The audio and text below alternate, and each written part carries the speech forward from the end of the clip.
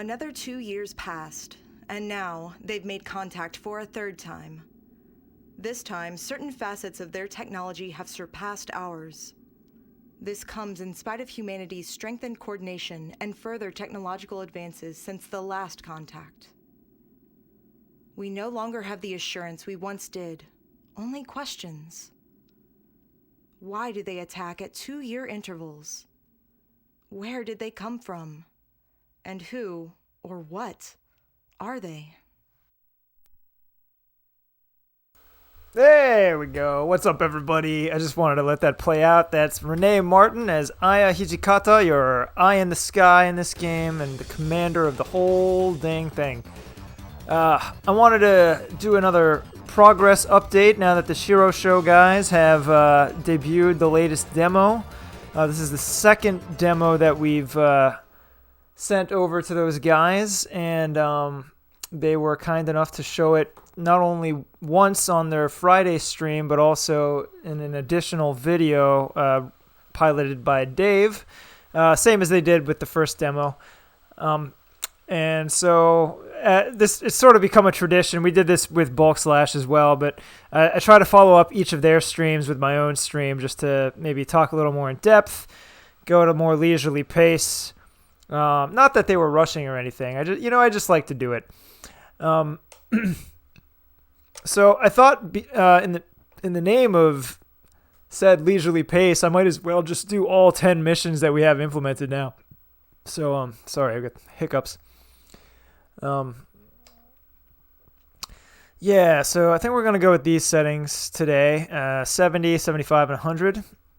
And we're looking into, and I think we've actually, our friend Silos, who may well turn up for this stream, has very graciously been looking into changing the default volume values to best suit the mix that we're creating. Okay, so just to talk a little bit about where we are. So like I said, we have missions 1 through 10 all completely implemented in English, all of the voice, all of the FMVs, and also the intro FMV, which we just watched, which is about 3 minutes long. That's all in English. That leaves 11, 12, 13, 14, 15, 16, 17, 7 missions left to implement. Most of that recording is long done. We've got 2 characters left, each of whom have a few missions left to record, and that should only take, I'm hoping, like 2 sessions each per actor. And then we're gonna have a grace period where we're testing everything and maybe trying to brush up some of the lines if we can, without creating too many audio inconsistencies. I'm also very, very hopeful that we can find a way to make this game support the mission stick, which is the analog flight sim stick for the Saturn that unfortunately is not supported in this game, even though it seems like such a perfect fit. That, like, I always say this, but this game really is by far the best flight sim on the Saturn. I say this like every time I talk about it. So we're hoping, but no promises there yet. It would be nice, especially since we were able to find a way to, Night of Dragon was able to find a way to implement twin stick support for Bulk Slash. It would be cool if if lightning struck twice. What's up, Shadow Mask? All right, I'm gonna go ahead and get into it. And like I said, in case you missed it, I'm gonna just go through all 10 missions, because why not? Danthrax has updated that load screen. I should talk about that real quick. The load screen and many other spots in this game have the logo of the Interplanetary Federation military that is at the center of this game, and there's a Japanese term for it, but for these splash screens, they tried to translate that term into English, I guess just as a stylistic thing. And what they came up with was Synthesis Space Force, which to me sounded quite awkward, synthesis specifically. So we changed it to United Nations Space Force after much deliberation. And I don't think we're going to be able to change where that insignia appears in the FMVs. But we just thought that, like, the load screen, you see it so frequently, and that name, Synthesis Space Force, is so big and in your face that it just felt awkward. So I thought, let's at least change it there. That does mean there's some inconsistency. You are going to see Synthesis Space Force in the FMVs. I don't know if we're going to bother trying to edit visuals in the FMVs. I think that could make it look pretty janky. But we'll just have to live with it, I think. I think I'm going to do ship type B, and we'll see how that goes. Fun fact, if you haven't heard before, this supports 2 players only in Type B. And I haven't tried it yet, but I am definitely going to before we launch this thing, just to make sure we didn't break it. And I'm just curious, too. The United Nations Space Force is Earth's first line of defense against alien invasion. We've concentrated our ranks along the orbital path of the 8th planet, Neptune. This was a predictive measure based on the enemy's previous appearances near Neptune's neighboring planets, Uranus, then Pluto.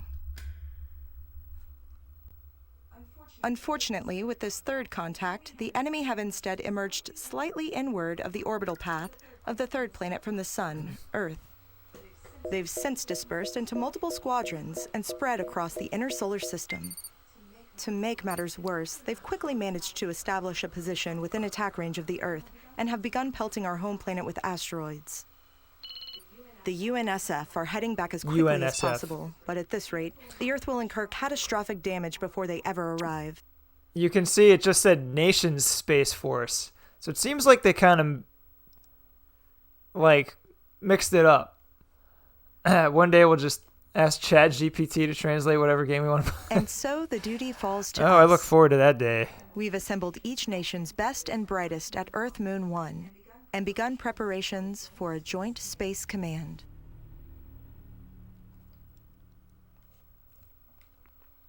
Taking mental notes of all the localization notes I want to talk about once the VO's over. See, there it is. I don't think we can change that. The enemy is using an Excel gate to pelt the Earth with asteroids. The damage is extensive. A few more of these strikes and the environmental destruction alone will be catastrophic. Our hope is therefore to neutralize their base of operations quickly, but we don't have the intel we need. We need to dispatch a reconnaissance craft, but with the Space Command still in its preparatory stages, none have yet been deployed to our ranks. Instead, we'll conduct this recon operation using our support craft. All Feather 1 spacecraft are equipped with auxiliary mobile support pods. These are the most recon-capable vessels in our command. But as the name says, they were designed for support and are thus unmanned and unarmed. Their partner Feather 1 crafts will therefore accompany them on this mission.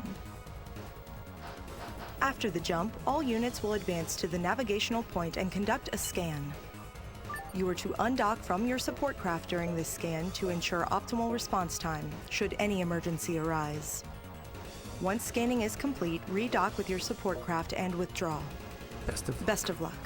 Yeah, you probably eventually could slap that image translator API into an emulator and get some janky but immediate translations of games without having to actually translate them. But where would the love be? The love.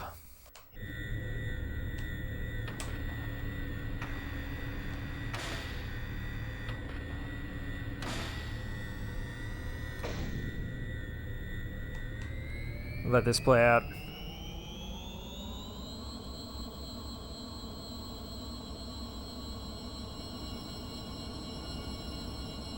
This is Hog 1. Bright. Birdie, radio check. Loud and clear, sir. This marks the first field up of the illustrious Joint Space Command. Let's move out. Mission area coordinates confirmed. Initiating jump.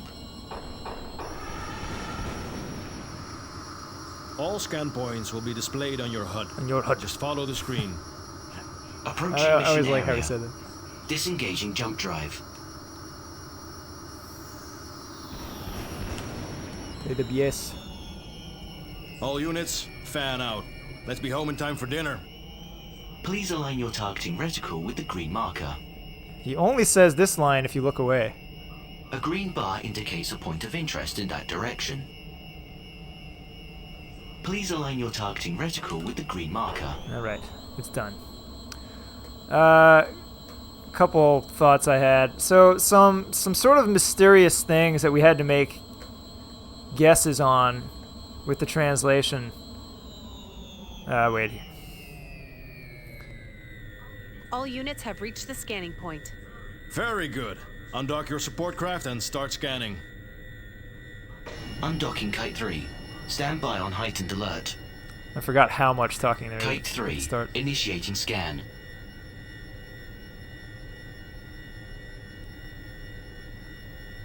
All support craft have finished conducting their scan, sir. All right, let's dock them and roll back. Picking up increased kinetic activity at the enemy site. Well, guess they finally noticed. Thermal reading spiking. They're attacking. Dope. Kite 3 damaged. All channels offline. Detecting jump turbulence. No ID signals. Multiple enemy craft exiting jump. All units, intercept at your own discretion. Time to step it up. Alright, so a couple things.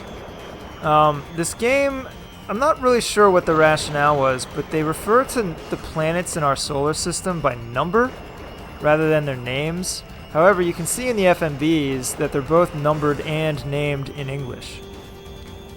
So those English names that we all know and love, like Mars and Venus, they exist in this game universe. But in the Japanese, they say like planet number 3, planet number 2. And we played around a lot with different ways to translate that. But I think in the end, after many revisions, we ended up erring on the side of mostly sticking with the names and sprinkling in the number thing just a little bit where it felt not awkward. Because it just something about saying, like, planet 3. You mean Earth? It just something didn't ring the same in English. The other thing is that they do the same thing with moons. Now the Japanese for moon, it's actually Shadow Mask that pointed this out. I either didn't know or had forgotten. I probably learned this at some point. I've been studying Japanese since 2000. But moons other than the Earth's moon are referred to by the same word that they use for satellite, which makes sense because the moon is a satellite object. Well, that's that, I guess. Detecting a large kinetic reading within enemy lines. It's an asteroid. The enemy ejected an asteroid at us through the Excel gate. Damn it! Hawk 1 to Garuda. We've got your enemy data, but as you can see, we've got big trouble. What's the plan? This is Garuda. Threat confirmed. Hawk Featherwing, use your support craft to recharge and pursue the asteroid while awaiting further instruction. Roger that, Garuda. Birdie, use my support pod to recharge. Man, I should have known they wouldn't let us ease into this gig. But so about the moons, what was perplexing is that they would refer to satellites or moons by number also. The asteroid launched through the enemy's Excel gate is 300 meters in diameter. If it continues to plunge toward the Earth, the damage will be immeasurable. We are now loading Falcon 1 with a resonant frequency round. Once it's ready, we, along with Eagle Featherwing, will head to your position. Meanwhile, take note of the vernier thrusters attached to the asteroid for course correction. Destroy them before we arrive. Over and out. They'd say like Earth Moon 1, implying the existence of more moons or satellites. And then there would be Venus Moon 1. I think it was Venus where I looked it up, and they don't have a moon on Venus, or there is no Getting moon in of front of Venus. this thing will be a royal pain. Birdie, you handle the front. Me and Bright will take care of the rear. Really, Captain? You're gonna make him do your dirty work just because you don't feel like it? Quiet. Captain's orders are captain's orders. Moon and satellite. Yeah, they're used interchangeably, and it's not clear. Like in the case of Venus in this game, you kind of just have to infer that they have like man-made man-made satellites. I think what threw me was that they say satellite for moon, right? But then they referred to the Gitzening, which means specifically surface of the moon, not surface of the satellite. And I was like, okay, so they are talking about a moon of Venus. So we kind of had to just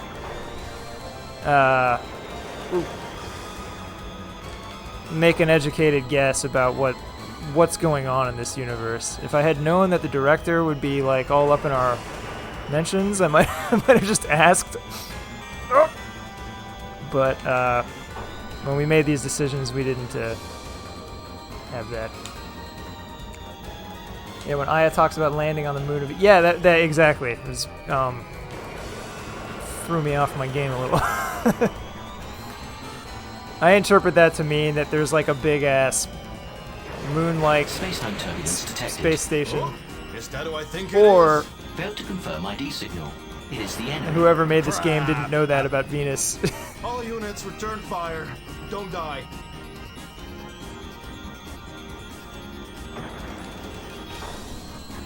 Right.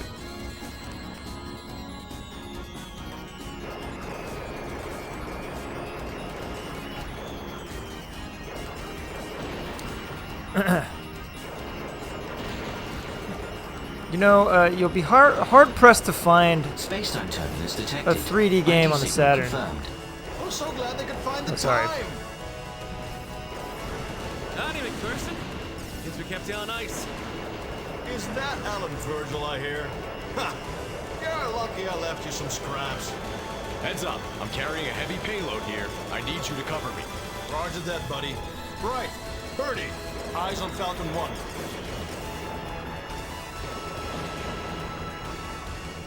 I'm not putting my eyes on anything but these enemy ships. Forget what I was talking about. Eagle 1 to Falcon 1. We've suppressed the enemy vessels. Roger. Launching resonator shot. All units, get away from the target. I can life with that or live with it. Yeah, this is just a very similar Impact solar imminent. system where Venus has a moon. Oh, yeah!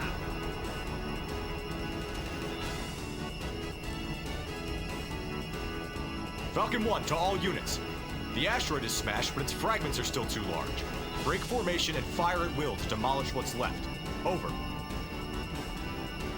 That's Mike Dent, aka Mock Dent, as Alan Virgil, your fellow captain, and then Rocco DeFeo as Brad Field, another fellow captain. They chip in once in a while in this game. Add a fun dynamic with Jake. They sort of trash talk each other a little bit. I feel like this part is definitely quicker with Type B, because you got this spray cannon. Well, bad example. Oh yeah, I was saying that you'd be hard pressed to find a 3D game on the Saturn. All remaining fragments capable reaching the Earth's atmosphere. Falcon 1 to all units. Mission complete. All units return to base. What's up, Silos? Glad you're here. I'm showing the whole first 10 missions today. Still up in the air if we have a Planet 9 here in the solar system. I think they do have one in the diagrams. I can't remember. The Kuiper Belt? Kuiper Belt? I was gonna say... Oh, wait, no. The data you scanned with your support pods has provided us with detailed intel on the enemy's asteroid launch site. Hawk and Eagle squadrons will carry out an attack on this site. It is imperative that we halt these asteroid strikes. Kuiper. We have just one target, the enemy Excel Gate. Eagle Squadron will focus on destroying this target. Hawk Squadron, attack the battleships around the gate to dispel the enemy forces. Good luck. Thank you, Aya.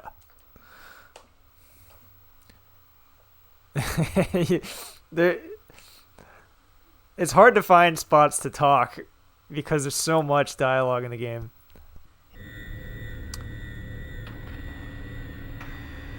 All I wanted to say is that the 3D is very good and the game runs very well in 3D, which is pretty rare for the Saturn. It helps that you're in open space.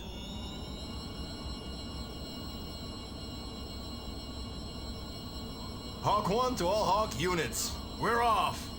Mission area coordinates confirmed. Time to jump. Oh yeah. Hey, Birdie. How's that fancy new AI module working for you? Even your support craft talks now. That's right, Captain. Call me Maria. I'm Kite 3's AI module. They've even test outfitted me with an experimental emotion chip. I have my own feelings and personality. Let's be pals. Greetings, Captain McPherson. This is Edgar, Hawk 3's AI unit. Coinciding with Maria's arrival, I too have been test outfitted with an experimental emotion chip. Mine, however, has been configured to sound less comical. Comical? Robbie, tell this tin can not to be so rude. Sounds like you got a full house there, Robbie. Captain, save the dumb jokes for later. We're coming up on the mission area. Whoops. Sounds like those two aren't the only ones with emotion chips. Captain. All right. All Hawk Very Squadron insensitive. units. Break formation as soon as we exit the jump. Attack any enemy ship surrounding the gate. Arriving at the mission area, let's jump out. Yeah, it's so tricky. You know, like I'm listening to this through my CRT. Everything sounds great to me.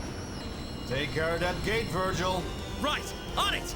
Good luck. I haven't been aware of any like volume imbalances. The things that tend to grab my attention are where things feel a little rushed, which is just a couple spots here and there, but that's kind of like, you know, maybe a little bit of an inevitability with a dub. Remember how dubbed anime was back in the day, them trying to cram entire lines into the lip flap?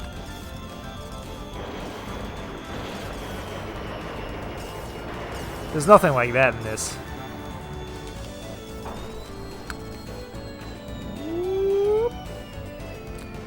Thanks for the compliment, Silos. I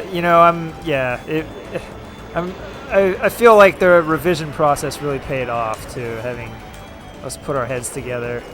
Cargo Den is a really witty writer, and Danthrax knows a lot about, first of all, flight sims in general and this type of game, and also just like Air Force type terminology, whereas I do not.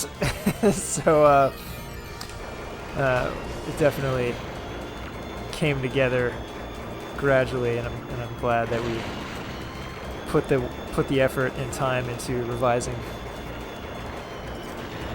I forget. Let's see, what mission is this? Is mission 3, right? There is something you have to do here. Oh yeah. You have to take out all the capital ships. They call them battleships, but you take out all the capital ships before taking out the gate. Maybe I shouldn't be spoiling it, but yeah, whatever. The game is old. You don't have to worry about the random mob enemies, but you can for fun. I think they just never stop coming.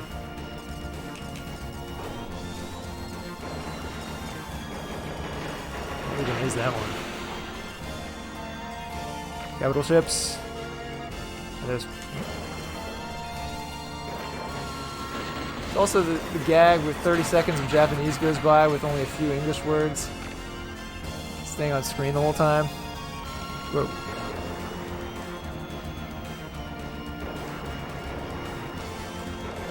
Is that an anime thing?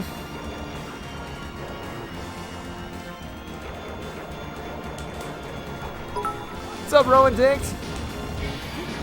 How doth ye find yeself? We're looking at missions 1 through 10, the whole demo so far. We'll get to you, but we've got a ways to go. Thank you for the bits. Whoop, whoop, whoop, whoop. Was it Kung Pao into the fit? Oh, I don't think I ever saw that. I bet it's on Tubi.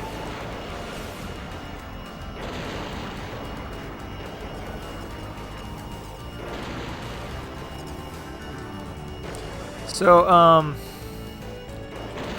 yeah, I mean, it's just like so freewheeling with the 360-degree motion, and I mean, the game never really slows down unless there's like a ton of explosions, and when that happens, it's kind of cool. Like sometimes you'll blow up a big thing like a capital ship and like fly through it, and there'll be a little slowdown, but I mean, you could call it a feature. I think we're good. One of these days I should take note of how many of those capital ships there are, because it is important to destroy them. Like, I'm not a big fan of that aspect of this game, which is that you're locked out of the good ending if you don't do these sort of obscure criteria. And one of those is in mission 3 of 17, so you could lock yourself out within the first 20 minutes of play without knowing it, and then the game gets quite hard, and we're going to provide some way to give players infinite continues, because the game doesn't by default have that, which is quite brutal. I think you have it's either 3 or 5 continues by default, and if you run out, you have to start the whole game from the beginning, and there's also no saving your progress mid-campaign. The game is meant to be played in one sitting. See, this is what I'm talking about. So, Bad guys are escaping. if you get a game over, it's Eagle 1 to Garuda. quite crushing. I've destroyed the target. Remaining enemy units are retreating. Mission complete. This is Garuda. Solid copy. Eagle Squadron and Hawk Plume Wing, return at once. Hawk Feather Wing, we've got word on your next mission. Okay, no time to dilly-dally, folks. Right, Birdie, you heard her. Dock with your support craft. Tactical time expansion. Oh, it's just 3 capital ships? Thanks.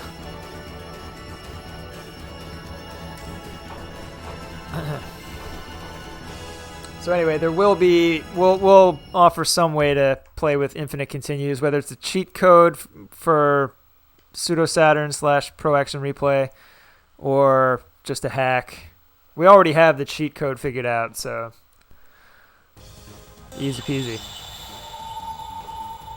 Take a look at this asteroid belt between the orbital paths of Earth and Venus. Here we've discovered the supply site the enemy has been using to scavenge asteroids. They equip these asteroids with booster rockets, then guide them to the Excel Gate. They've left a number of these boosters intact at the site, meaning there's still a threat of ongoing asteroid strikes, albeit at reduced efficiency. Your objective is to neutralize this supply point and completely cut off any potential for further Oh, 3 strikes. continue, sorry. Hawk Plume Wing have resupplied and are standing by for jump. Please regroup before commencing the mission. Best of luck. Yeah, that's pretty stingy.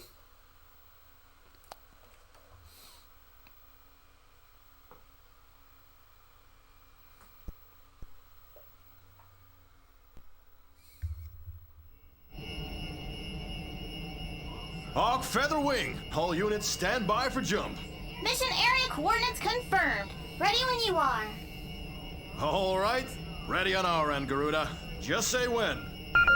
Roger. I'll send the signal.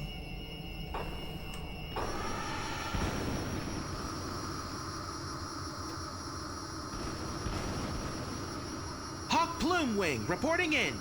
All right. Soon as we jump out, all units focus on sweeping up the enemy. Time to put a dent in their plans. Roger.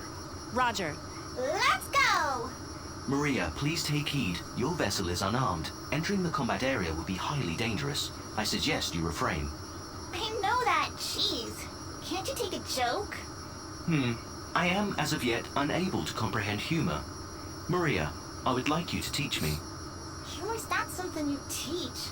Oh, we've arrived at the mission area. Is that a different take? Up and at 'em. I don't want to see any cold feet. Try not to die. I know you were looking for a little less thorny take.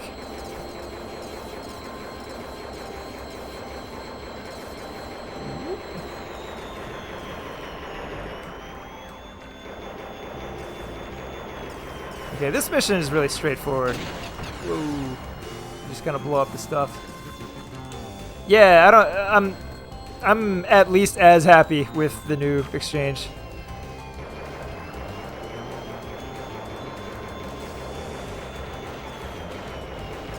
Less pinch harmonic on Maria. I don't think I know that term.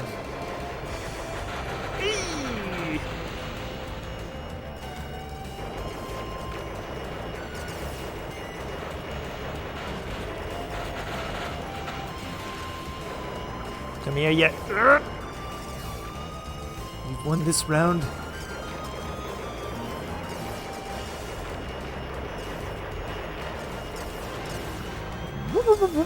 So, fun little extra feature is if you hit X while paused, you can do what I just did and switch to third person mode.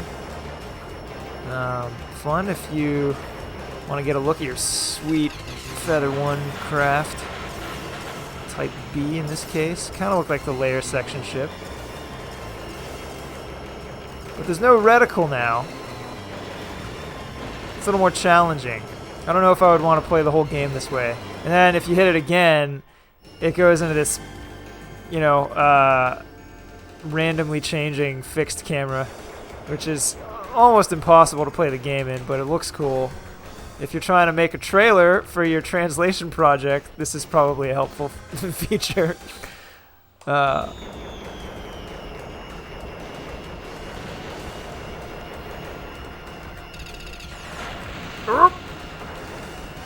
call. It's like when you do a squealy note in metal songs. Think, ah, yes. I don't think I've ever heard Pantera, but I think I know what you mean.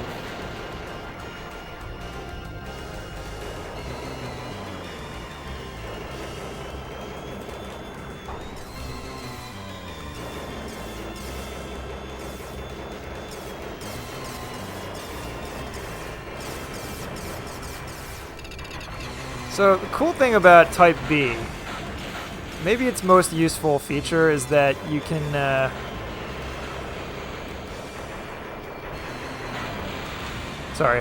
you can shoot the pink bullets that a lot of enemies have to destroy them before they hit you.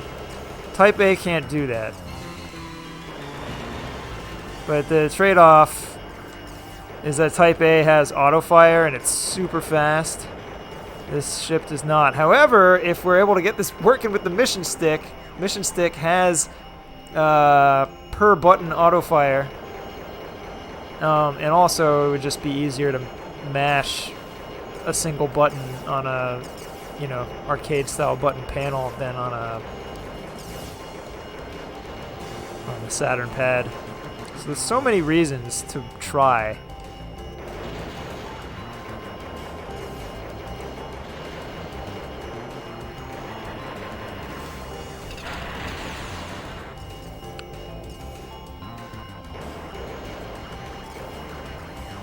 Mission 4 might be the least remarkable, but the asteroid belt is cool looking.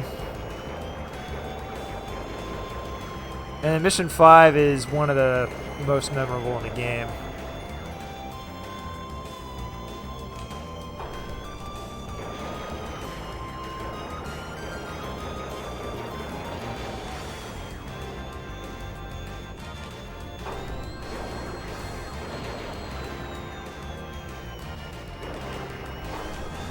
What's up, Brother Panda?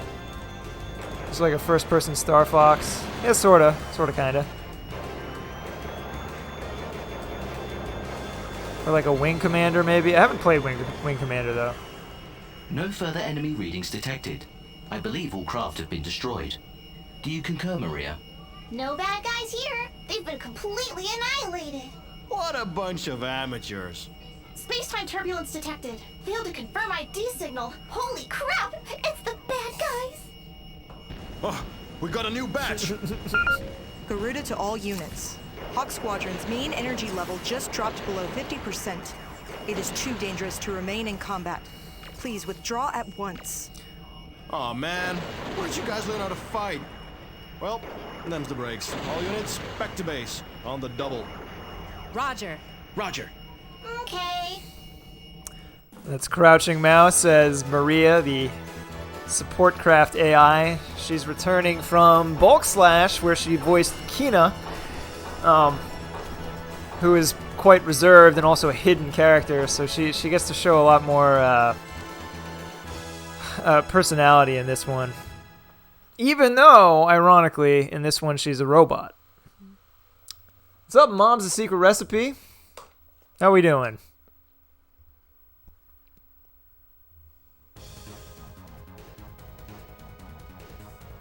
We've uncovered the enemy's frontline base of attack, located to the rear of the previous mission area.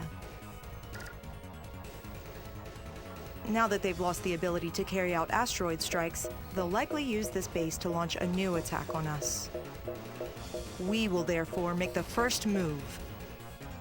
Our mission is to launch an all-out attack on the enemy's frontline base and eliminate the standing threat to Earth.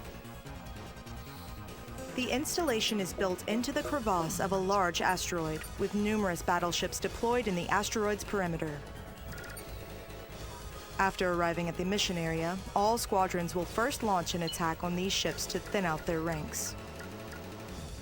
Then, Hawk Squadron will infiltrate the asteroid by way of a short jump and neutralize the frontline base. Best of luck. Thank you, Secret Recipe. This is Mission 5 we're about to start. I'm going to show all the way through Mission 10. And we're diligently working away at the rest. I just did a bunch of timelines today for remaining FMVs, all the mission briefings. Not all. I didn't get through all of them, but I got through a bunch.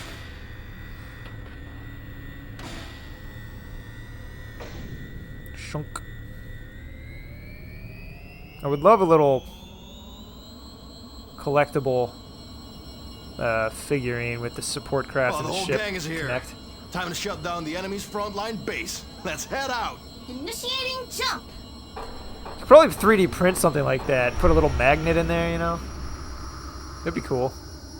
Sending us out there alone just because we got the right ships. Doesn't pay to be nice, does it? Now stop whining. Our ships are too big for this one. The least you could do is send us some of your men. Keep them coming, Captain. Jokes are great today.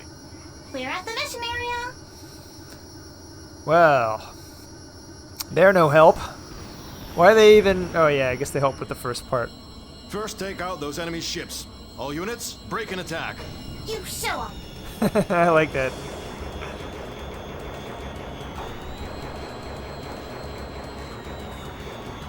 Alright, this mission's a long haul. I consider this like... This game doesn't really have boss fights, but this mission feels like a boss mission. Like a pivotal moment.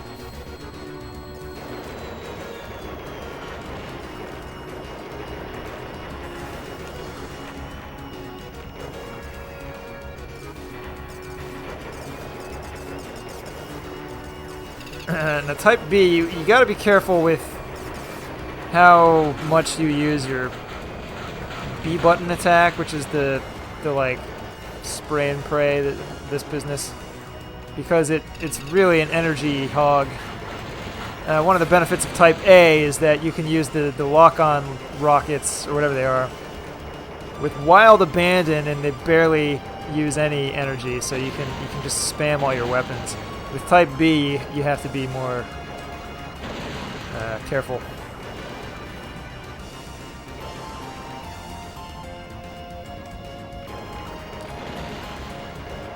especially because phase 2 of this mission is quite challenging.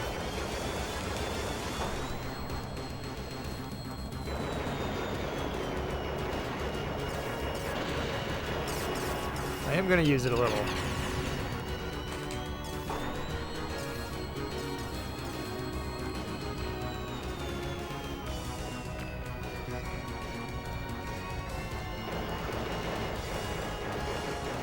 Stuff like this where I'm mashing A, this would be so much more comfy on a stick, you know?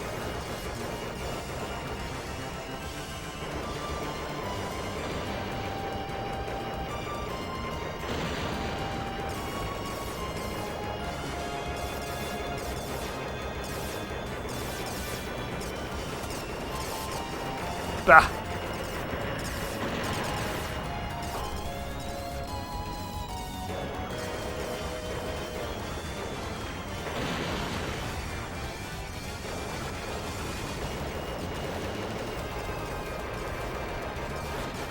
There we go. Found the sweet spot.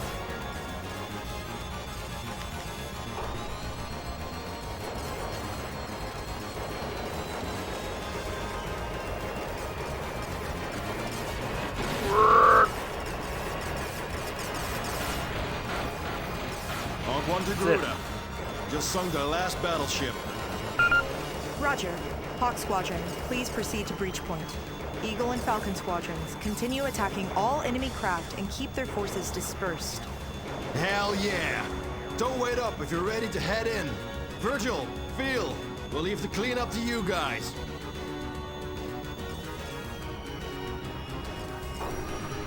Just thinking about it today after the Metroid thing, I think I prefer the exploration and puzzle stuff over the combat. Oh my god. I'd agree with that. Guess this would be too tight with their ships.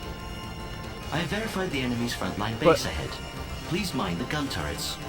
Hawk Squadron, all units engage. One of the things I like about Other M is that they made the combat more engaging. I feel like combat in Metroid... The enemy is processing the asteroid's mineral components into energy and storing it within the central tower. Got it. All units, attack that tower. He says attack the tower, but really what you want to do is thin out these turrets first. Anyway, what I like about Other M is that they made the combat more engaging. I feel like in most Metroid games, the combat mostly kind of feels like a means to an end. It's something to punctuate the exploration. Whereas in Other M, I still think they have satisfying like environment puzzles. And they control the exploration a little better too with waypoints, so you're not wandering around an entire planet. But I found the action pretty fun, at least on Dolphin with a normal human controller. If they do port it, I will definitely buy it.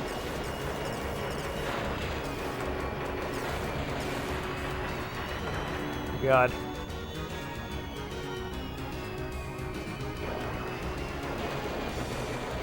As it stands, though, I think Dread is probably the most fun I've had with a Metroid.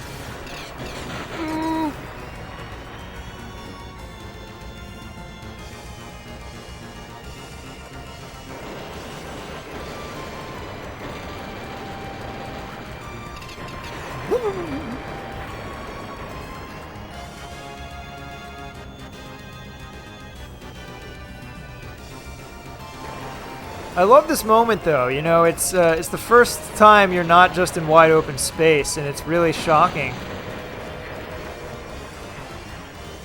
And it's very dangerous. Like, if you bump into either the floor or the ceiling, it will bounce you back and forth, and it's very hard to regain control. So that things can very easily end right there if you bump once. So you got to be very careful.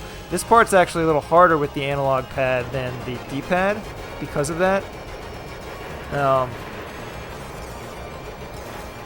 But, you know, I am using the analog pad right now. You can get the feel. The Brad feel, as it were. That should do it. Detecting a series of strong readings originating from the center of the tower. It is dangerous. Everybody Thank you, out. Edgar. Short jumps. That was the downside of Dread for me. It was more boss focused than yeah, that's definitely just a personal preference thing. I love that about it.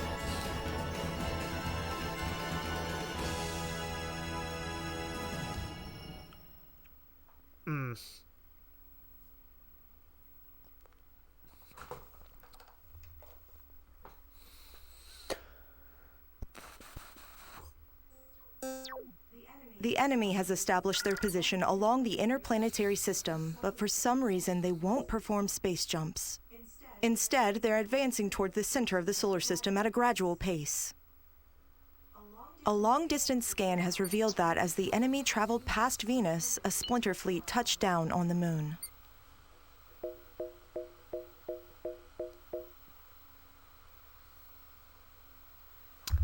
The moon of Venus, yes.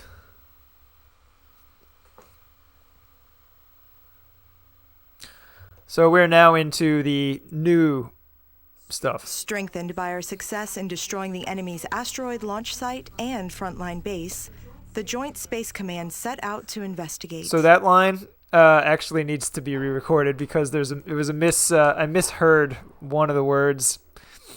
It's not strengthened by. It's more like in recognition of.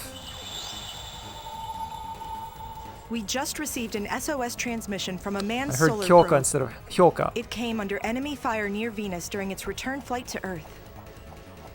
Head to its position and effect an immediate rescue. Since Venus is also our destination, please hold position at the mission area once you've completed this objective. Best of luck. All right, well, Rowan Dinkt, if you're still here, this is your mission.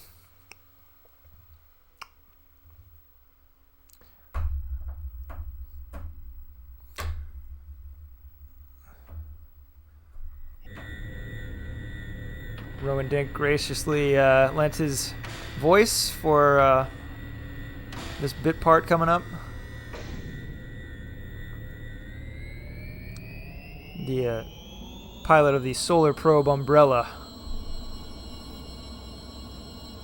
Those research probes are unarmed. Let's andale. Mission area confirmed. Let's jump.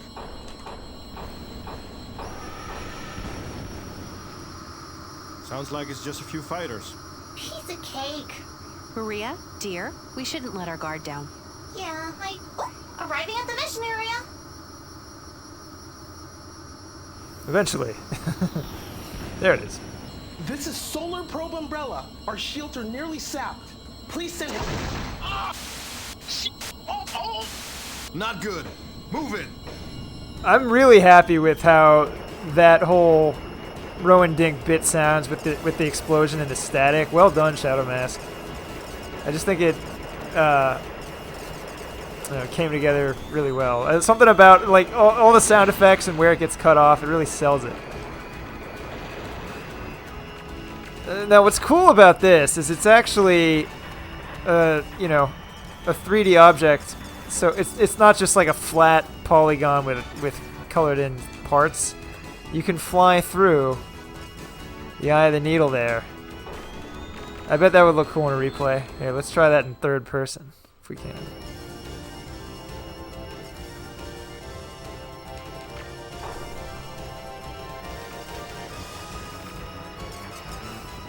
Oh, that's not what I did before. Well, whatever. It's fine. So another cool feature, I'm not going to be able to show it off today because I don't, it's not compatible with my unofficial all-in-one cartridge that I bought on eBay, but this game lets you save a replay. They call it trace recording. They call it tracing. But it saves your play, like your input data, and then, you can replay it with dynamic camera angles that it seems to choose at random, and then you can save that to a memory cartridge. Just make sure, like the all-in-one carts don't seem to like it, but if you have a normal Saturn power memory card, you'll be good to go.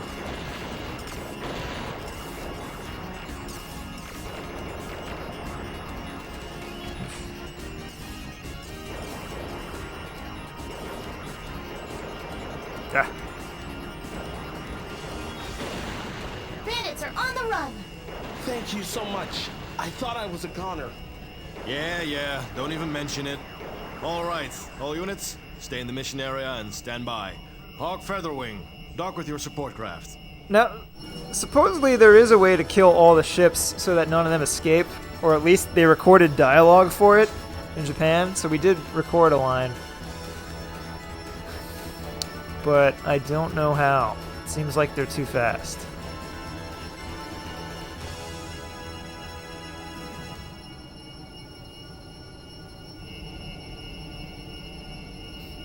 I love that halo. They were a little tougher this time, don't you think, Captain? Were they? I can't say I noticed. Just goes to show what an accomplished space ace you are, Captain. Guess you don't gotta be human to kiss ass like one. Hell, I won't complain. Turbulence detected. No ID signal. Something's jumping out. Dead ahead. Oops. Bastards! Birdie, you take care of Bright. Oh no! Brenda is caught in Venus's gravity well.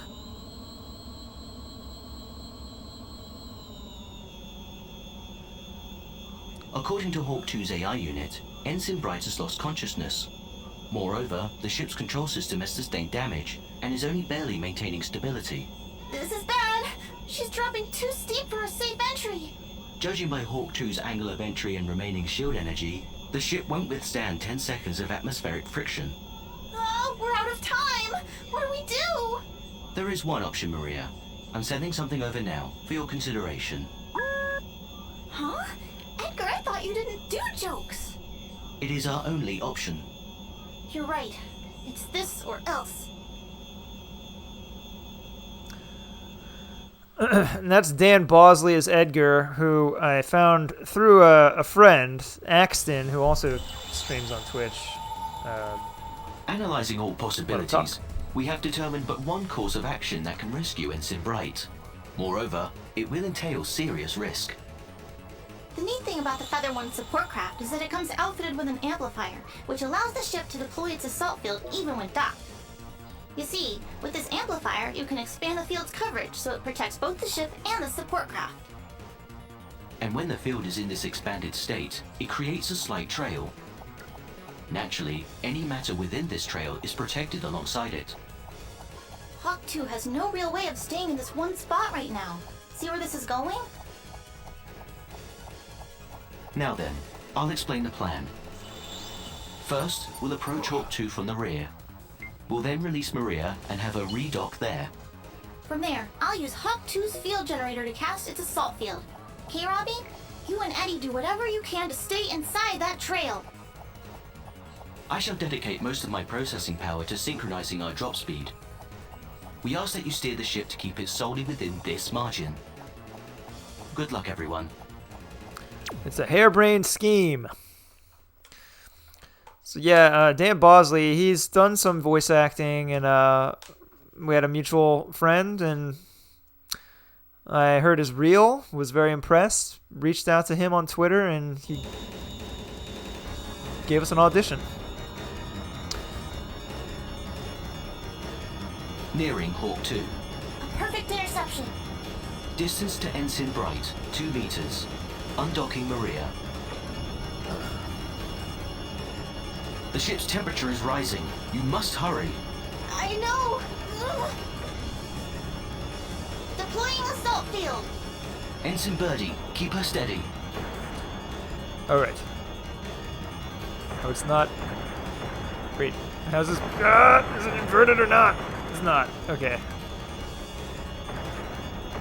It's funny, you don't notice until something like this. What the hell? What is my control scheme? I'm so confused. Oh my god. I think I have the X inverted, not the Y. Oh, weird. Sorry.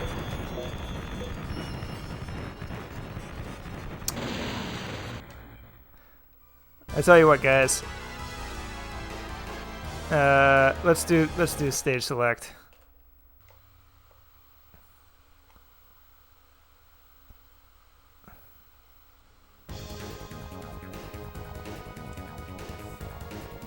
That was what, mission 7? Yeah.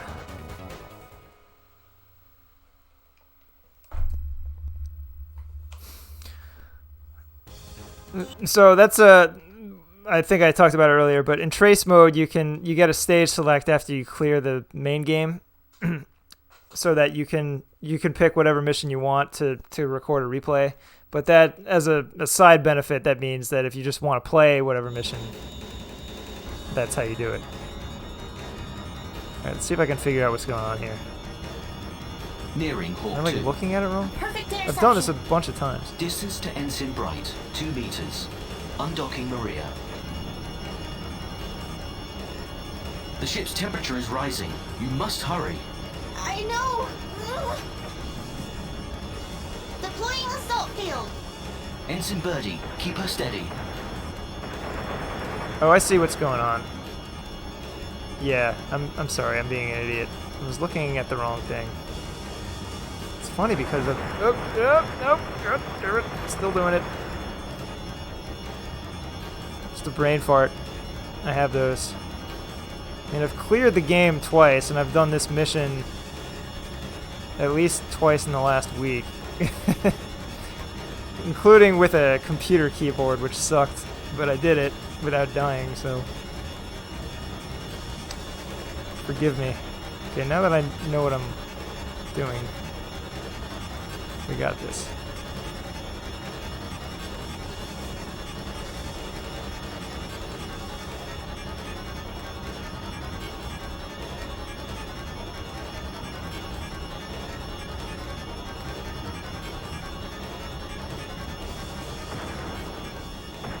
Whew.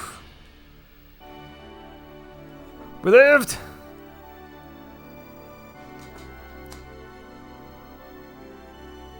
Now we're treated to a lovely mesh assault field and gentle drift into the great blue sea of Venus.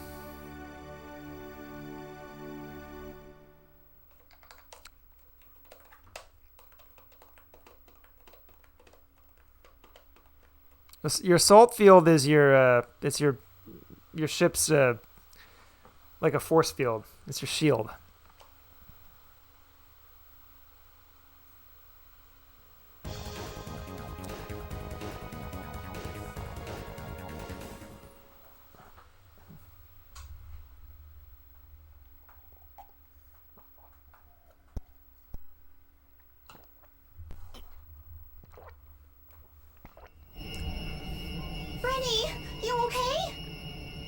Aw, thanks, Maria. My neck is a bit sore. That concerns me. You may have a cervical spine injury. Thank you, Edgar, but I don't think you need to worry. And Rob, I don't even know what to say. Oh, go on. Don't worry about him. What kind of man would he be if he gave up on you? Mm-hmm. That's right, Maria. All in a day's work. Captain?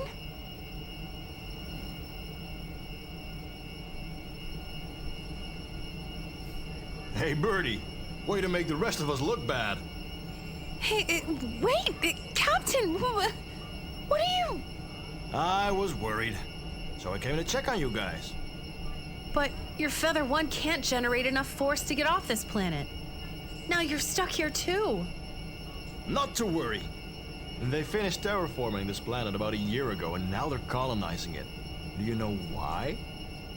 I seem to remember they were trying to mine minerals. Exactly. As luck would have it, they've got a mass driver set up on the equator. I guess for the sake of transporting resources as efficiently as possible. Here, check the data. I see. This could launch us clear of the planet's atmosphere. That's great. I had no idea. Well, don't break out the champagne just yet. Huh? Before I descended, 2 big unidentified objects were launched off the moon towards the colony. I doubt they were housewarming gifts. Meaning, if the mass driver is attacked and rendered non-operational, we won't be able to leave this planet after all. Exactly right. If we let them destroy that mass driver, we'll be stuck sitting house for a long time. Not good. We have multiple bogeys incoming. Gotta hand it to them. They work fast. Maria, you take Bright and escape to the colony ASAP. Birdie, you and I get to play cleanup crew. Alrighty. Catch you on the flip side. Yeah, I don't know what their obsession with the word assault Rob, was. please take care. Assault field is a weird name for a defensive piece of equipment, isn't it? I guess it's a... That's one of those things I might have changed if I were actually officially localizing this with the creator's blessing, but it wasn't so awkward that I felt compelled to change it. It's just a little strange. Nice view here. This stage is very cool looking with the cloud layer of cloud cover that you can poke through. Let's poke through.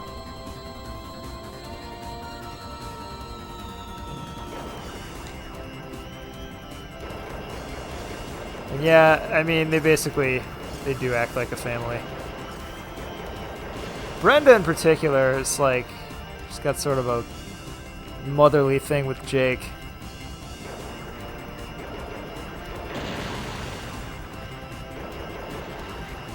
Brenda's voiced by my pal Diana Olaco, a longtime close friend, and also returning from Bulk Slash, where she voiced Rupia Rude.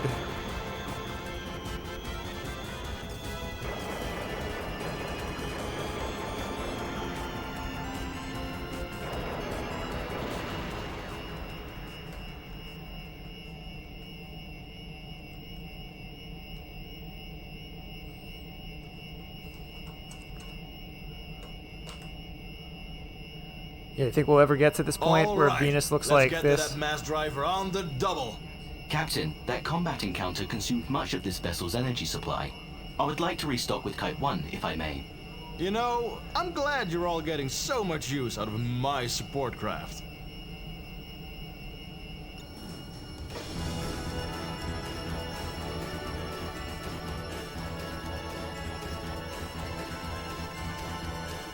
This is our sister planet.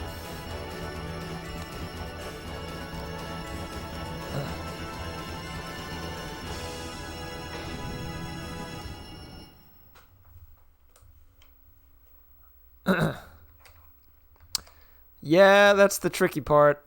Seems awful hot.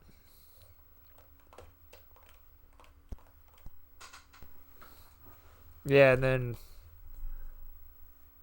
the very long days.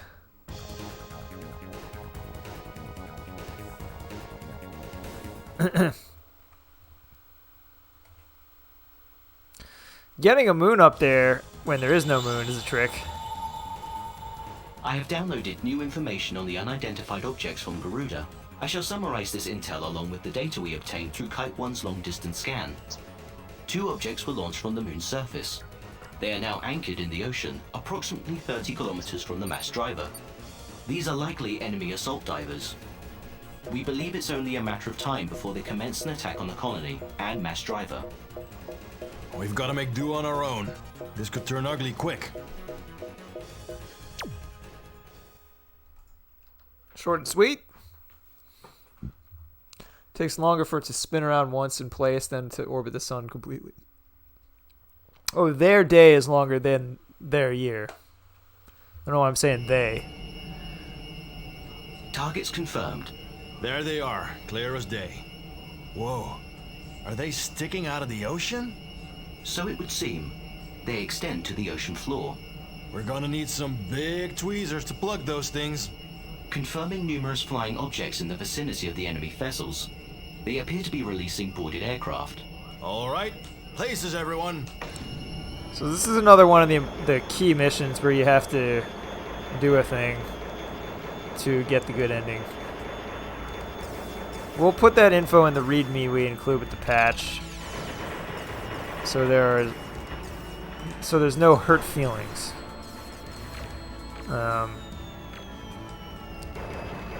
but I won't say what the criteria are on this stream. If you watch this and say, dang it, Lacquerware, why didn't you just say it? You can message me somewhere.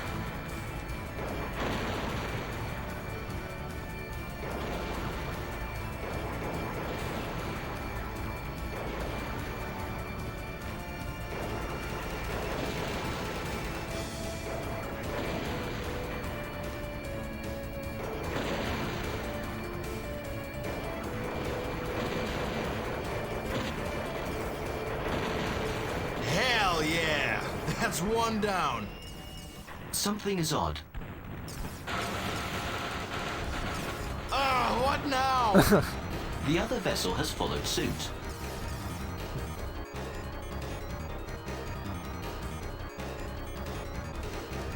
They're headed for the mass driver. Chase him down. So one side is facing the sun for a really long time, and then the other side, how cold is, what's the temperature difference between facing and not facing?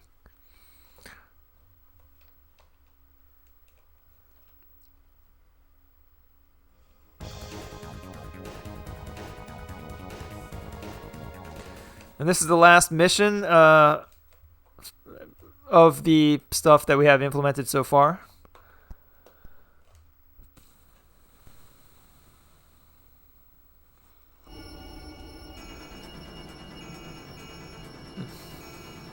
Heat is trapped under the sulfur clouds. Oof. That sounds gross. Time to reach the mass driver is approximately 5 minutes 33 seconds. And how do we stop him? We would do well to impair their propulsion. Oh, the engines. Birdie, aim for the engines and blow them sky high. What about doing this mission upside down?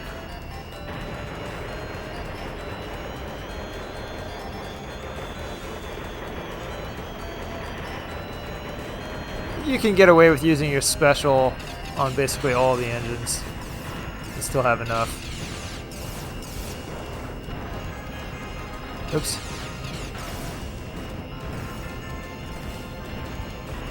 Yeah.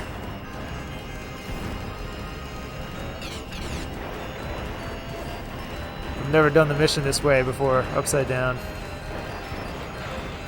Styling.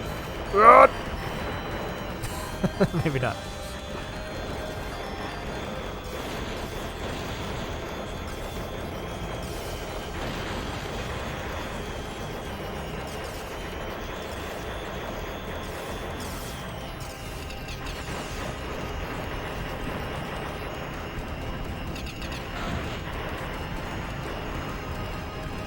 Ugh.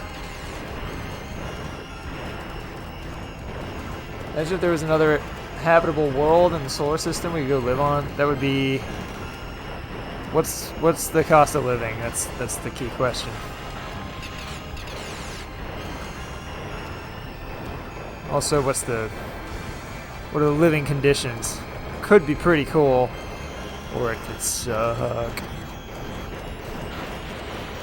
Whew. That was one hell of a rush. Everybody awake now? It would seem we won't be stranded after all. Yep, you said it. All right, everybody. Noses up.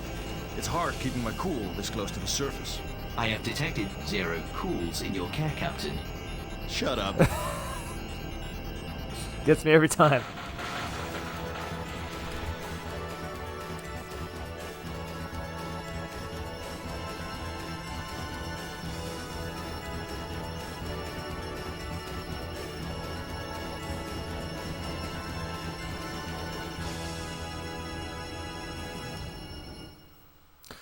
And that's the demo. That's what we have so far.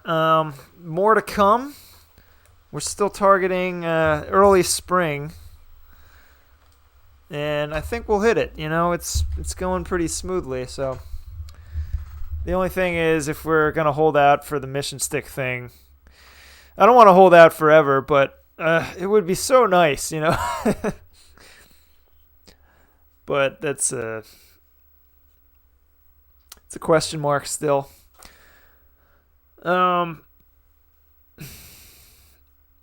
I like all the space talk. I'm learning. But yeah, I feel like it's still a bit of a far off prospect inhabiting other planets. We might make this one uninhabitable before we make another one inhabitable at this rate.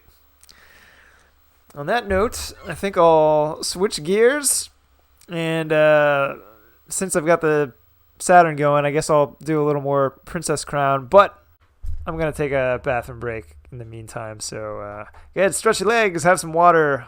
We'll be right back.